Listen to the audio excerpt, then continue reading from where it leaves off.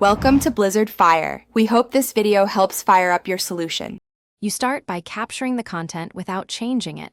Open Spotlight and play the final exported clip on your device. Use a native screen recorder at the highest available resolution so details survive cropping. This reduces visible artifacts.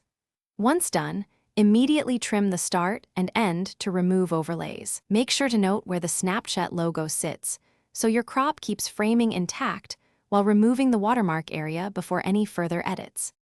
Now import that recording into an editor you trust. Mobile or desktop will work.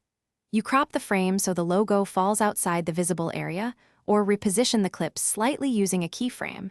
This preserves composition while eliminating the mark.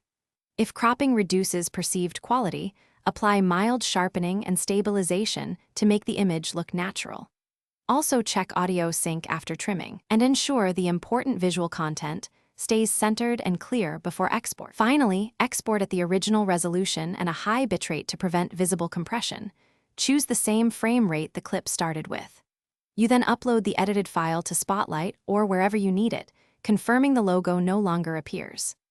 If the result looks low quality or black bars appear, reopen the project, increase export bitrate, slightly reduce the crop, or use subtle padding to maintain aspect ratio. That single troubleshooting tip fixes most issues quickly. Thanks for watching. If you found this helpful, don't forget to like and subscribe.